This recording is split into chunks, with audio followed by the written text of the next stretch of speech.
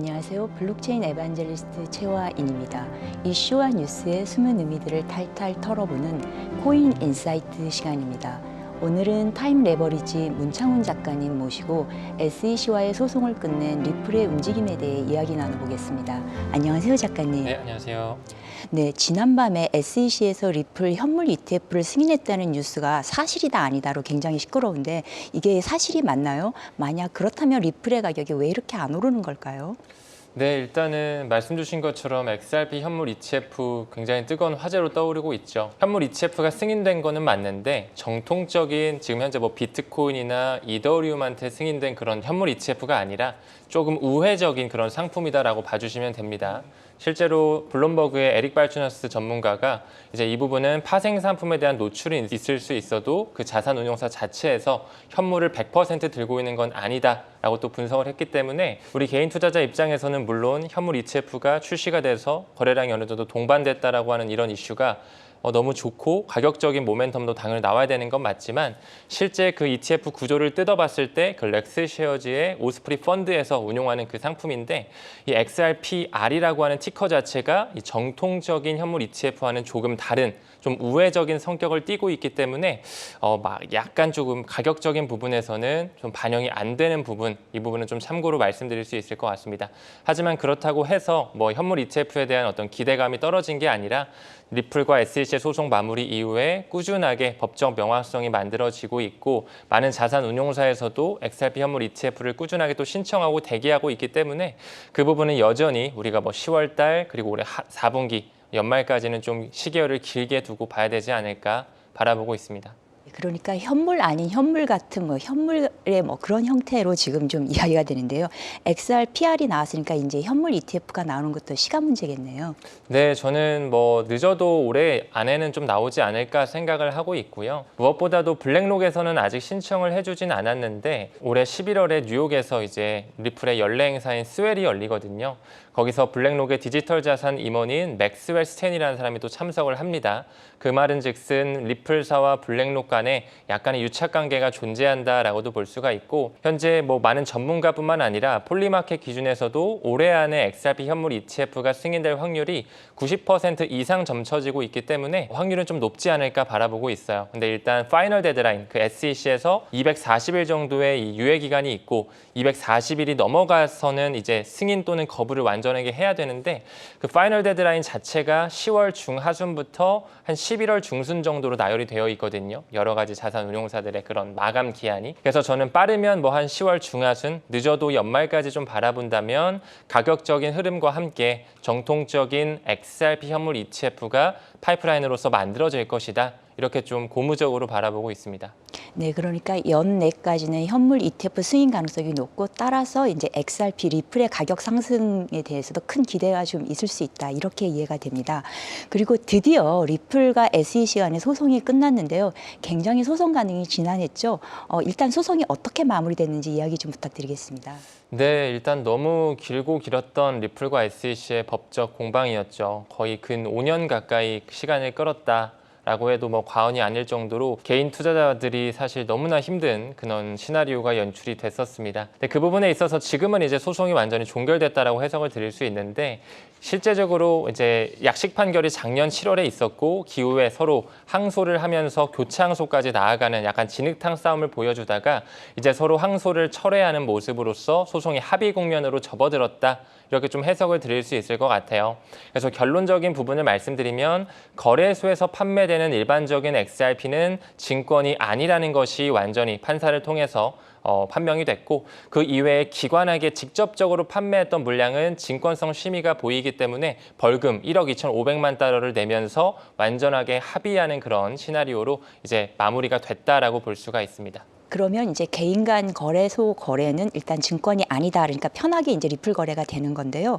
그렇다면 이제 지난 방송에서 리플이 개인과 기관들의 그 차익 실현을 위해서 굉장히 건강한 조정 국면에 들어갔다라고 했는데 이렇게 이제 미국 연방준비 제도가 금리를 0.25% 하락하면서 이게 이제 추가 리플의 가격 상승에 다시 큰 동인이 되지 않을까 이런 기대감도 좀 이어지고 있는데 어떻게 보시나요?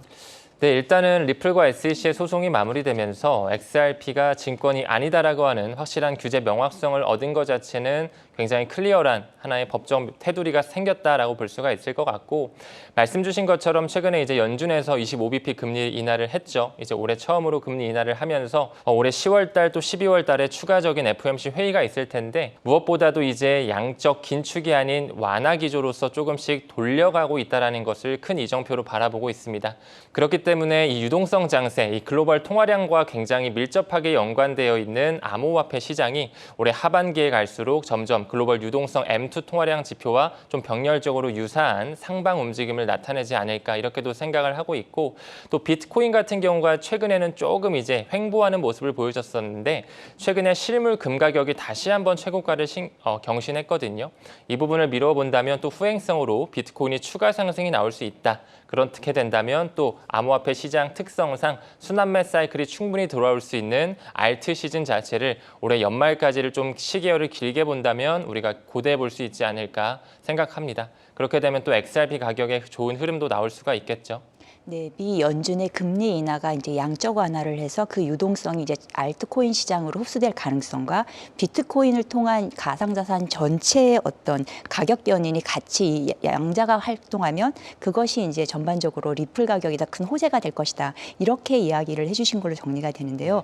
그럼에도 불구하고 아직까지는 리플 가격이 기대만큼 오르지는 못하고 있는데 이미 가격에 선반영이 돼서 그런 걸까요? 네, 사실 뭐 가격적인 부분에 있어서는 굉장히 이야기가 많죠. 뭐 어떤 분들은 선반영이 됐다라고 하시는 분도 계실 것 같고, 저 같은 경우는 사실 XRP의 그 차트적 패턴을 길게 봤을 때는 너무나 오랜 시간 동안 눌려 있고 아직까지도 과거 17년, 18년도에 올타임 하이도 넘지 못했기 때문에 저는 아직까지 좀 저평가 국면에 들어와 있다라고도 생각을 하거든요. 뭐 물론 도널드 트럼프가 작년에 당선된 이후에 대략 뭐 하나 5천 원 정도 갔다가 지금은 다시 뭐 한 4천 원 초반대, 3천 원 후반대까지 조정을 주면서 개인들이 조금 힘들어하는 그런 뭐 지지부진한 부분이 좀 길어지다 보니까 굉장히 지루한 장세가 연출이 되고 있는데, 결국에는 방금 언급드린 것처럼 올해 연말에 나올 수 있는 추가적인 금리 인하, 그리고 또 글로벌 유동성뿐만 아니라 XRP 현물 ETF라든지 그 이외의 여러 가지 파생 상품들이 더더욱 실리면서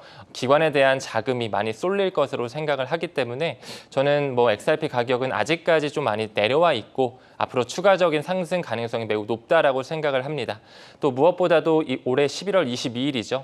거의 연말 정도에 스위프트의 ISO 20022 그 메시징 표준에 대한 전환 시점, 완전한 마이그레이션 기일이 있기 때문에 그때까지는 우리가 XRP 수량에 좀 집중을 해서 그 이후부터는 이제 국제 송금에 블록체인이 실제로 가미되고 리플 네트워크가 활용될 수 있는 이 활로가 뚫리기 때문에 그 시점까지는 우리가 천천히 좀 투자를 이어가야 되지 않을까 바라보고 있습니다.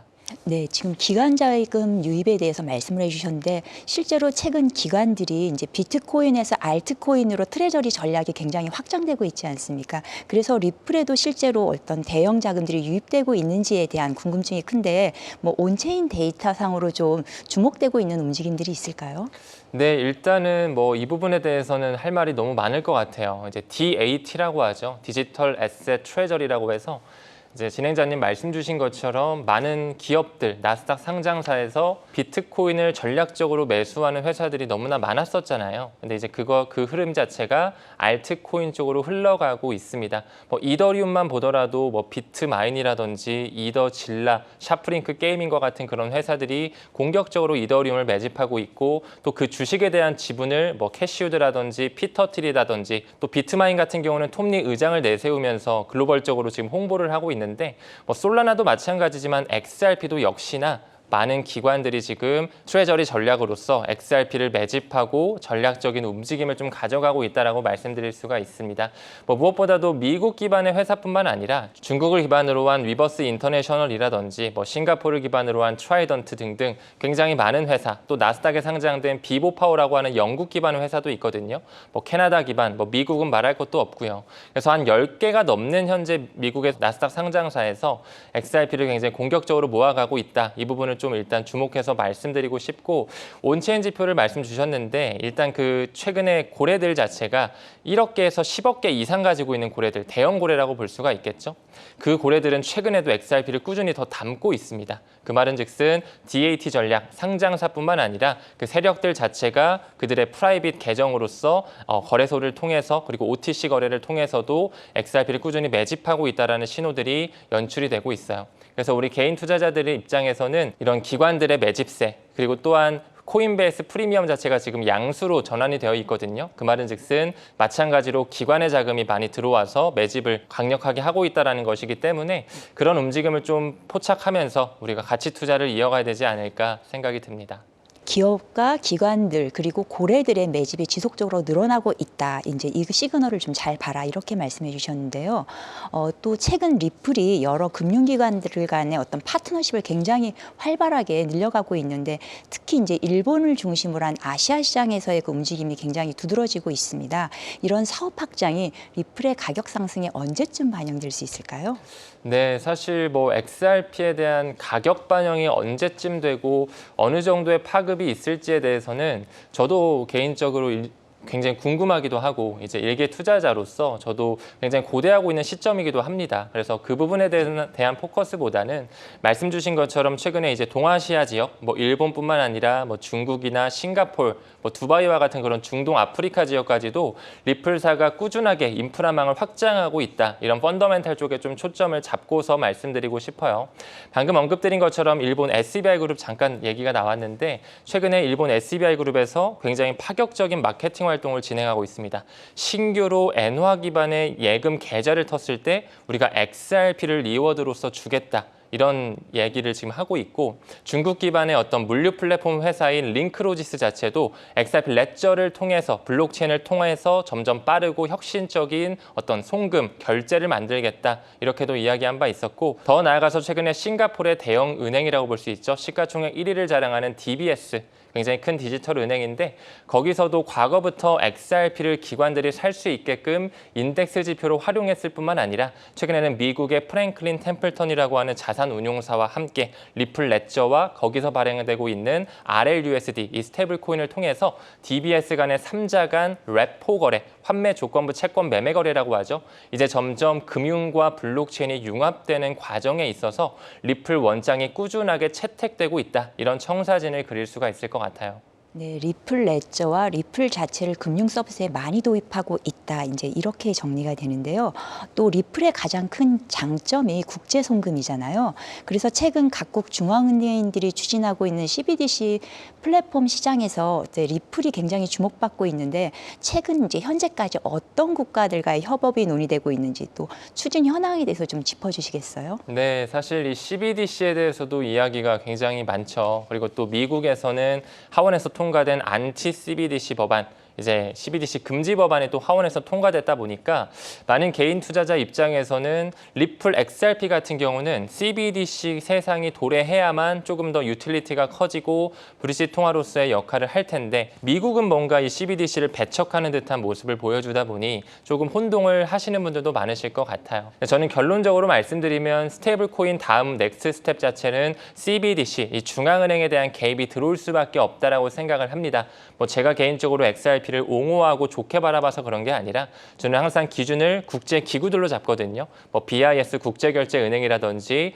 국제통화기금 IMF, 뭐 월드뱅크, 그 산하에 있는 또 금융안정위원회라든지 뭐 시장결제인프라위원회 이런 쪽의 논문이나 핀테크 보고서를 보면 스테이블 코인 자체에 대해서는 혁신적인 건 맞지만 통화 주권을 위협하고 개인정보 보호에 대한 어떤 리스크가 있으면서 약간 좀 중립적인 게 깨진다 이런 부분에서 중앙은행들의 개입의 불가피함을 이야기하고 있습니다. 결국에는 CBDC 세상이 올 수밖에 없고 미국에서 통과된 안티 CBDC 법안도 우리가 하나하나 조항을 뜯어보게 되면 연준 자체에서 새롭게 독립적으로 플랫폼을 만드는 건 금지되어 있지만 민간 기관에서 허가, 비허가형의 어떤 잘 관리된 그리고 규제를 충족하는 CBDC 플랫폼은 채택할 수 있다는 가능성을 열어놨거든요. 저는 그 자체가 아마 리플 원장에서 만든 CBDC 플랫폼이 될 수밖에 없다. 이렇게 좀 바라보고 있어요.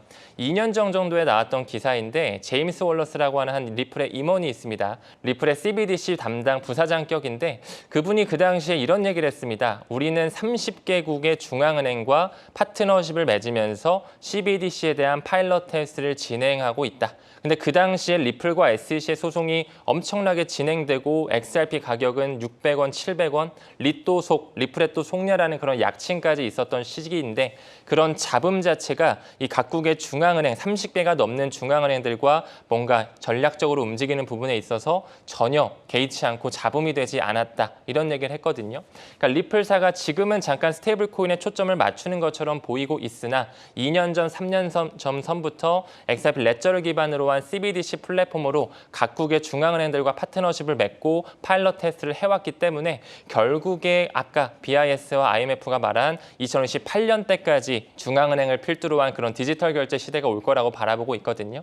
그때까지 좀 길게 본다면 결국에 리플 원장에 대한 그런 채택 나올 수밖에 없을 것 같고 실제로 몇 가지 나라를 좀 말씀드려보자면 뭐 부탄이라든지 팔라우, 몬테네그로 뿐만 아니라 조지아 국립은행 같은 그런 굉장히 굵직굵직한 나라들도 리플과 이미 파일럿 테스트를 종료하고 꾸준하게 이제 디지털 생태계를 맞이할 태세를 갖추고 있다 이렇게 말씀드릴 수 있을 것 같네요. 미 하원의 CBDC에 대한 반대, 안티 CBDC법이 통과했지만 시장은 언제든지 바뀔 수 있다. 이제 이렇게 전망해 주신 것 같습니다.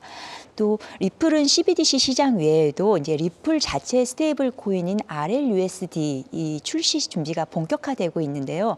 이 RLUSD가 기존 USDT나 USDC와는 좀 다른 차별점, 그리고 리플 생태계에 미칠 영향에 대해서 좀 짚어주시겠습니까? 네, 일단은 현재 스테이블 코인이 굉장히 전 세계적으로 많이 뻗어나가고 있고 많은 빅테크 회사, 핀테크 회사 혹은 카드사 같은 경우도 꾸준하게 특허도 출원하고 결제망에 스테이블 코인을 활용하는 그런 이정표들이 속출하고 있습니다. 즉 다시 말해 화폐에 대한 격변기의 시대가 우리가 지금 살아가는 그런 4차 산업혁명의 시대로 나아가고 있다. 이렇게 좀 해석드릴 수 있을 것 같은데 지금 현재 스테이블 코인 시장 자체가 한 2,700억 달러가 넘어가요. 그중에서도 달러 기반으로 한 스테이블 코인의 점유율이 99% 거의 전체를 차지한다라고 볼 수가 있겠죠.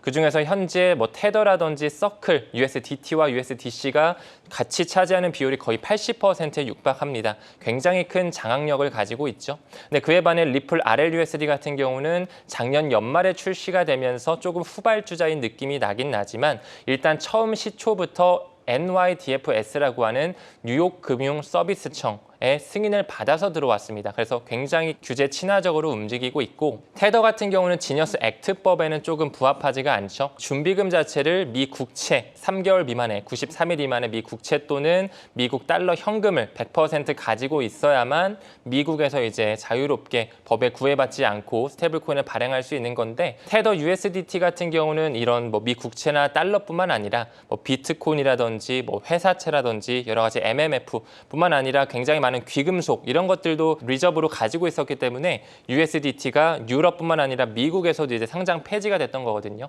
미국에서는 지니어스 액트에 부합하지 않았고 유럽에서는 미카법에 부합하지 않았기 때문에 그래서 조금 테더의 점유율이 점점 점진적으로 낮아지고 있어요.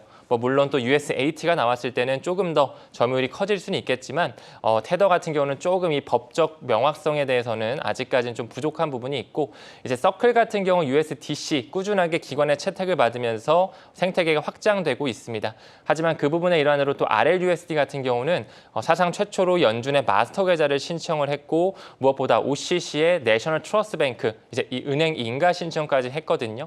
그 말은즉슨 굉장히 기관 친화적이고 금융 기관들이 채택할 수 있는 환경을 조성하고 있다. 이렇게 말씀드릴 수가 있고 그 결과론적으로 이제 블루칩이라고 하는 신용 독립 평가사가 있는데 거기서 A 등급 가장 높은 등급을 받고 기관에게 가장 신뢰받는 스테이블 코인으로 낙점이 되면서 꾸준하게 생태계가 인프라가 확장되고 있다는 것을 말씀드릴 수 있을 것 같네요.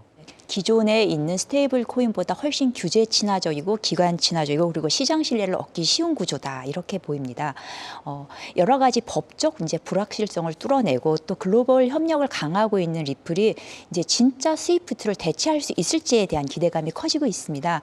특히나 최근 이제 유럽에서의 긴장이 좀 늘어나고 있고 또 미중 갈등 상황에서 이 격화되는 글로벌 패권 시장, 특히 통화 패권 시장에서 리플의 역할 기대되고 있는데 어떻게 볼 수 있을까요?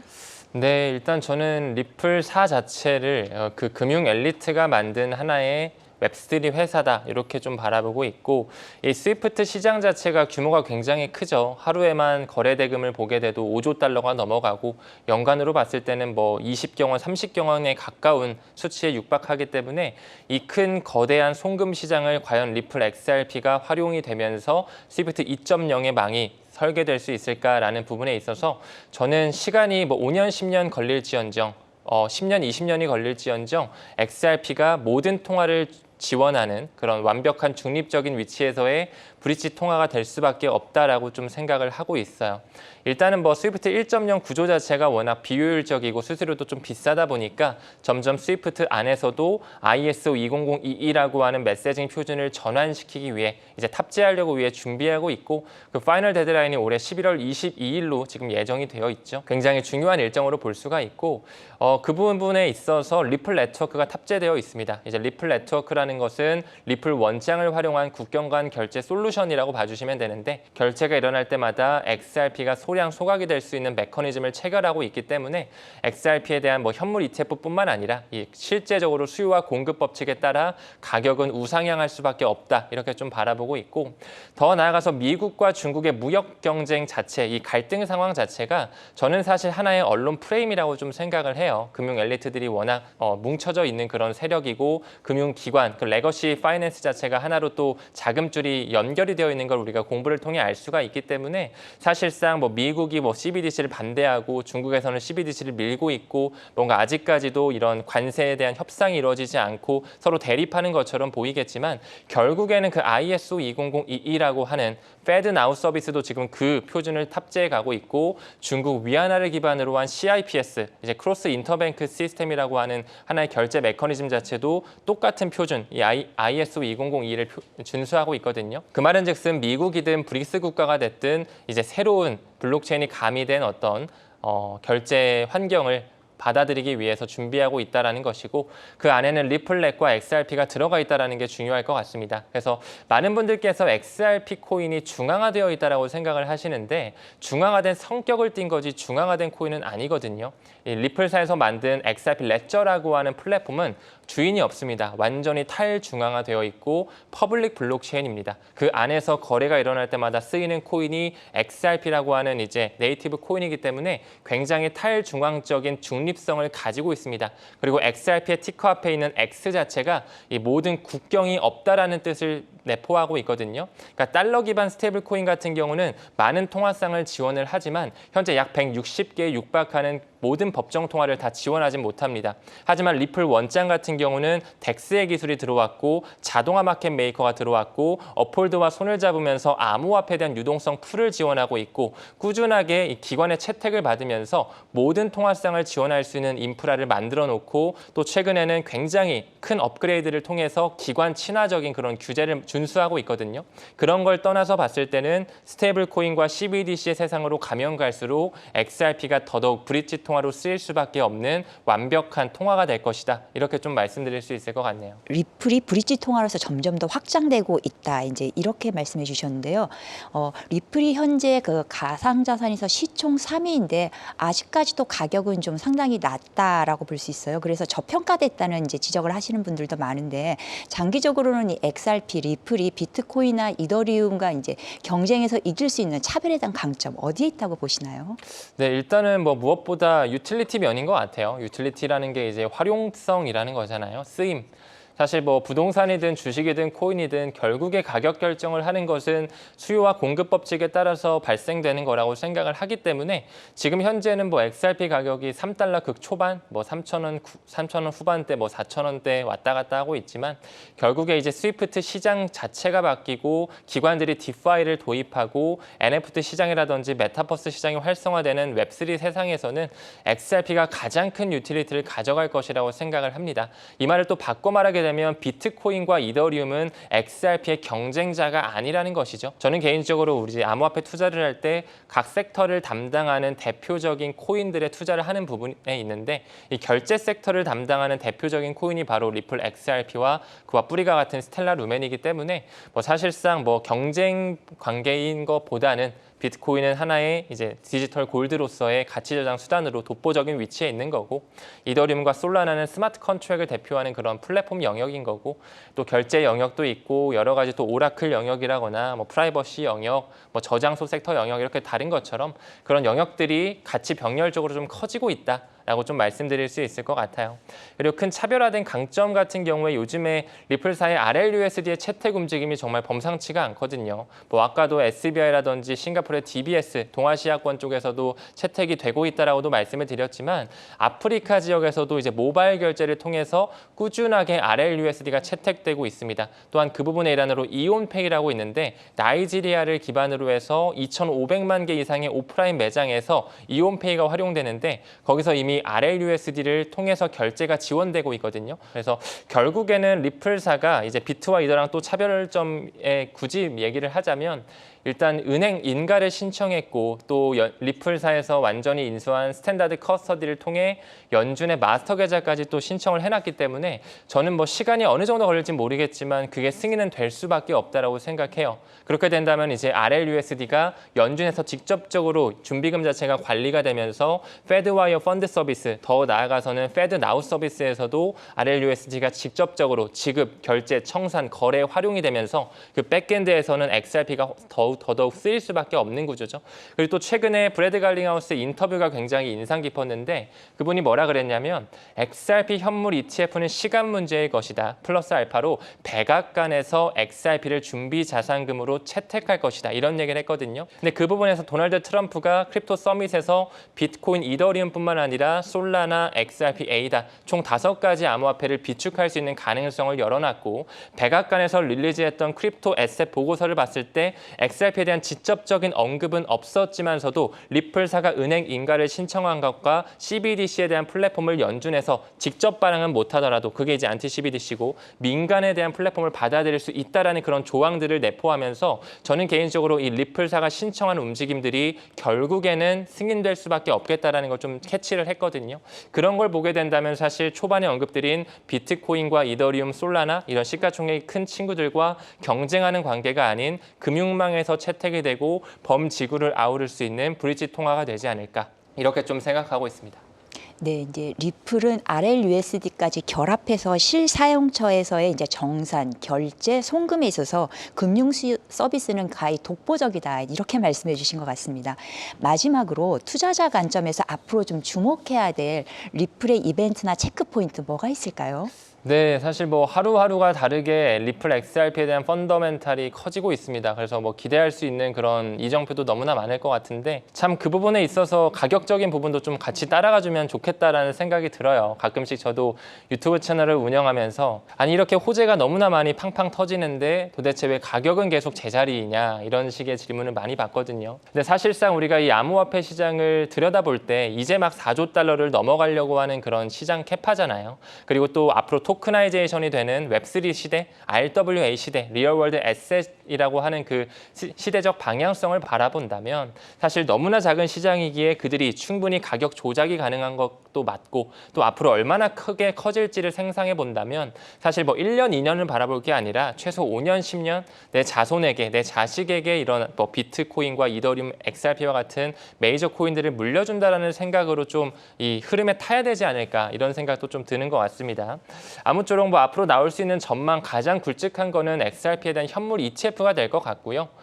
결국에는 빠르면 올해 안에는 승인될 거라고 생각을 하고 있고 좀 지연이 된다 한들 내년 1분기 정도면 되지 않을까 이렇게 좀 보고 사실상 이 XRP 현물 ETF도 마찬가지로 승인이 됐다고 해서 가격적인 부분이 바로 펌핑하는 건 아니라고 생각합니다. 오히려 선물 거래나 옵션 거래를 통해 기관들이 또 그만큼 장난질을 칠 수도 있는 거고 또 그 부분의 일환으로 비트와 이더 같은 경우도 현물 ETF가 승인되자마자 가격이 오른 게 아니라 한 2달에서 4달 정도의 쿨타임이 또 있었거든요. 하지만 길게 보면 장기적으로 보면 이런 전통 금융 월가에 대한 자금이 들어올 수 있는 파이프라인이 열렸다라는 건 고무적으로 볼 수 있을 것 같고요. 또 무엇보다 이제 전통 금융 쪽에서의 레포 시장과의 연결성이라든지 머니마켓 펀드를 토큰화하는 부분에서 리플 원장이 쓰인다라든지 더 큰 범주를 봤을 때 스위프트망에서 이 리플렛이 들어가 있는 ISO 2002를 완전히 채택해서 정말 우리가 잘 알고 있는 그런 금융권에서 리플을 채택했다. XRP를 활용하니 굉장히 결제 효율성이 커졌다. 이런 식의 기사가 나오는 걸 좀 기대해 볼 수 있지 않을까라는 생각이 드네요. 네, 작가님, 지난 방송에서 리플 가격 최소 100배에서 200배 정도까지 갈 수 있다 이렇게 전망하셨는데 아직도 그 전망 유효한가요? 물론이죠. 근데 이제 그 시기 자체가 제가 그때 말씀드렸을 때 아마 2030년을 두고 말씀드렸던 것 같아요. 2030년까지 브래드 갈링하우스가 이야기한 내용이죠. 이것도 스위프트의 어떤 송금 시장에서 약 14%에 대한 결제 플로우를 리플 원장 XRP가 차지할 것이다. 이 말이 정말 맞아떨어진다면 $100, $200 그 이상까지도 갈 수 있지 않을까라는 비전을 가지고 있고 정말 그 차트적 패턴을 봤을 때 약 7년 반 정도의 시간 자체를 삼각수렴으로 에너지가 응축되는 모습이 보여졌기 때문에 저는 앞으로의 리플의 퀀텀 점프, 리플 빅뱅의 시기 이런 때가 나올 거라고 생각하고 있습니다. 네, 말씀 감사합니다. 네, 오늘은 타임 레버리지 문창훈 작가님 모시고 여러 가지 악재를 털어낸 리플의 향후 방향성에 대해 이야기 나눠봤습니다. 오늘 저희가 준비한 이야기는 여기까지입니다. 시청해 주셔서 감사합니다.